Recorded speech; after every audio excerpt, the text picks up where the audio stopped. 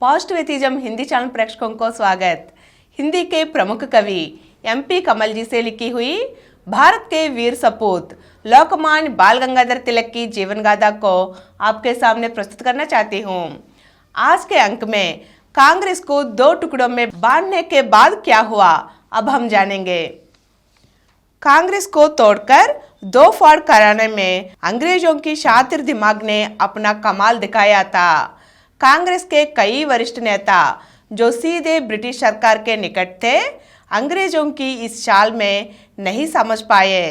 बाल गंगाधर तिलक ने कलकत्ता अधिवेशन में स्वदेशी को अपनाने और ब्रिटेन में बनी चीजों को पूर्ण बहिष्कार करने के जो प्रस्ताव पारित किए थे, उन्हें अंग्रेज भला कैसे पचा सकते हैं। तिलक ने बहुत स्पष्ट शब्दों में भारत के लोगों को यह समझाने का प्रयास किया था कि अंग्रेजी शासन की जड़ें भारत में अधिक गहरी नहीं है। बहिष्कार की आंधी का एक ही प्रबल झोंका ब्रिटिश साम्राज्य को भारत से उखाड़ फेंकने के लिए काफी था, परंतु दुर्भाग्य जिन्हें तिलक के इस संदेश को समझना था, उन्होंने तो नितांत नासमझी का परिचय दिया था और जिनसे आंख बचाकर उन पर प्रहार करना था, वे ताड़ गए।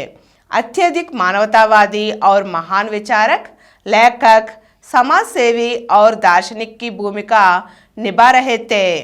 नरमपंथी कांग्रेसी नेताओं ने इतनी नासमझी दिखाई कि तिलक के प्रस्तावों का विरोध करने पर तुल गए।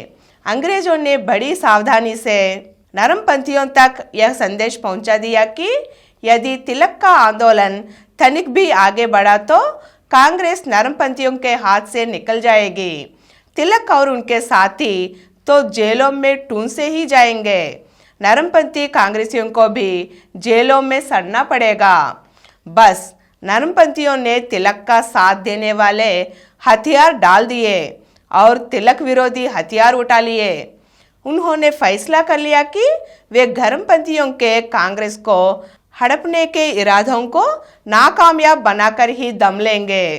पंजाब केसरी लाला लाजपत राय के लाहौर में अगला कांग्रेस अधिवेशन बुलाने के प्रस्ताव को नरमपंथियों ने ठुकरा दिया।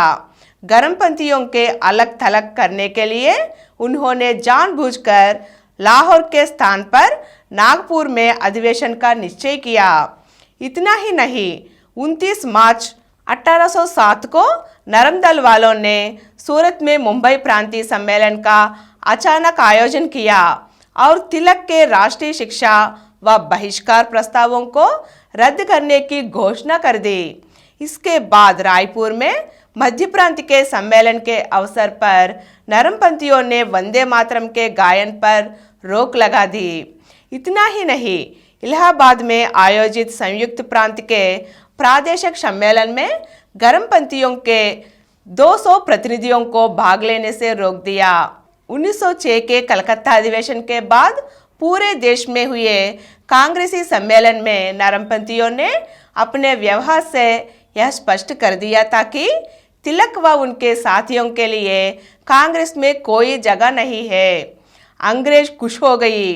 नरमपंथी कांग्रेस नेता गर्मपंथियों पर प्रहार कर चुके थे। बांटो और राज करो की नीति एक बार फिर विजयी हुई थी। इस बार अंग्रेजों ने भारत के नेताओं को बांटने और एक गुट की शक्ति का दूसरे गुट की शक्ति पर प्रहार कराने में सफलता प्राप्त की थी। भारत में तिलक ने कैसी गतिविधियां अपना ली, अगले अंक में जानेंगे। धन्यवाद।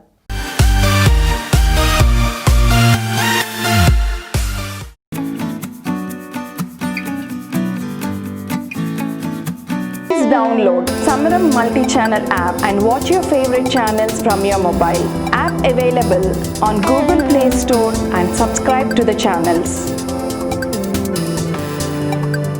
For more videos, please subscribe to this channel Positive Atheism and activate the bell icon.